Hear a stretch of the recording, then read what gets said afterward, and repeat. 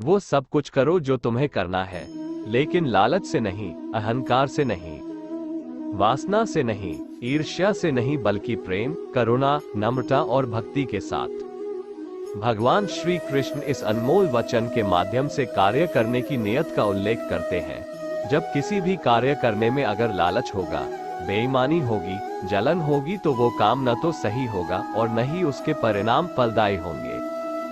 जिस कार्य को हम पूरे मन से प्रेम पूर्वक करेंगे तो वो न सिर्फ हमारे लिए बल्कि समाज के लिए भी हितप्रद होगा। मैं ही सृष्टि का आदि, मध्य और अंत हूँ। भगवान श्री कृष्ण ही इस सृष्टि के पालनहार है।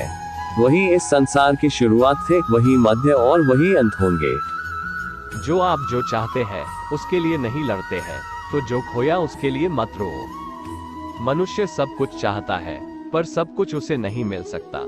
आपको जो नहीं मिला उसके लिए पश्चाताप मत करो, और जो आपसे खो गया, जो आपसे अलग हो गया, उसके लिए निराश भी मत हो। नर्क के 3 द्वार हैं, काम, क्रोध और लोभ। जो व्यक्ति कामी प्रवृत्ति का होता हो, जिसके मन में लोभ होता है और जो अत्यधिक क्रोधी स्वभाव का होता है, उसके लिए नर्क के द्वार सदैव खुले होते हैं।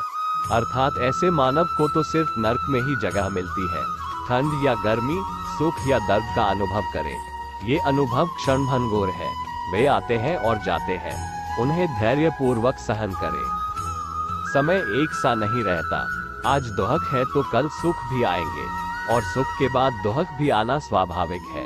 आपको पूरे धैर्य और श्री कृष्ण पर विश्वास के साथ अपना जीवन निर्वाह करना चाहिए। सत्य कभी नष्ट नहीं हो सकता।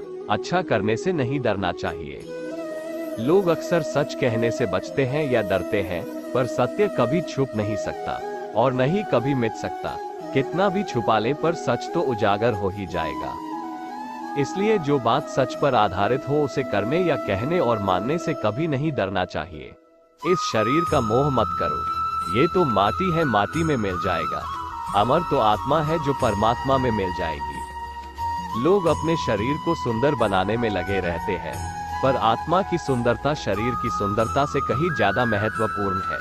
शरीर तो नश्वर है, मिट्टी ही तो है, तो मिट्टी में ही मिल जाता है, पर आत्मा अमर है।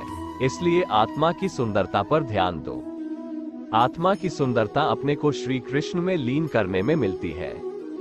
जो होता है अच्छे के लिए होता है। कभी कभी विपरीत परिस्थितियां हमारी वर्तमान स्थिति को अच्छा करने के लिए आती हैं। मन चंचल होता है, यह इधर उधर भागता है और किसी भी कार्य की एकाग्रता का दुश्मन है। लेकिन यदि यह व्यक्ति के वश में हो जाए तो इससे अच्छा कोई मित्र नहीं है।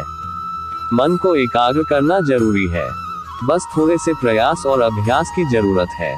मेरे लिए न कोई घृणित है और न ही कोई प्रिय, न कोई निर्धन है और न ही कोई धनी। बस जो भक्ति भाव के साथ मुझे याद करते हैं, मैं उनका हूँ और वो मेरे। श्री कृष्ण उन्हीं के हैं जो श्री कृष्ण के हैं। भगवान तो बस प्रेम भक्ति के भूखे हैं। जो भी उनकी भक्ति में ली होता है, जो भी प्रेम से उन्हें याद करता है, वो सदैव उसका कल्याण करते हैं। मैं हमेशा तुम्हारे साथ और तुम्हारे आसपास रहता है, चाहे तुम कुछ भी कर रहे हो। जब भी आप कोई बुरा कार्य करते हो या अच्छा कार्य करते हो, आपको लगता है कि कोई देख नहीं रहा, तो यहाँ श्री कृष्ण कहते हैं कि तुम जो कुछ भी कर रहे हो, मेरी दृष्टि सदैव तुम पर है। इसलिए आप यह मत समझे कि आप अकेले हैं। आपके साथ श्री कृष्ण सदैव है। जो कुछ हुआ अच्छे के लिए हुआ, जो हो रहा है अच्छे के लिए हो रहा है, जो होगा वह भी अच्छे के लिए ही होगा। तो सकारात्मक रहो और अपना कर्म करो।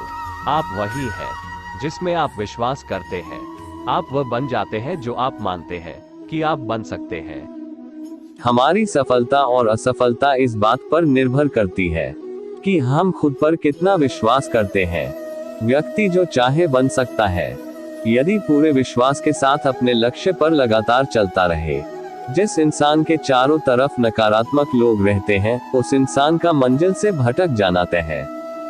कहते हैं मन के हारे हार है और मन के जीते जीत। जिस प्रकार सकारात्मक विचारों से सफलता मिलती है, उसी प्रकार नकारात्मक विचार असफलता के मार्ग की ओर अग्रसर करते हैं। क्योंकि जैसा हम सोचते हैं वैसे ही हम बनते जाते हैं, और अपने विचारों के माध्यम से ही हमें नकारात्मक और सकारात्मक परिणाम मिलते हैं।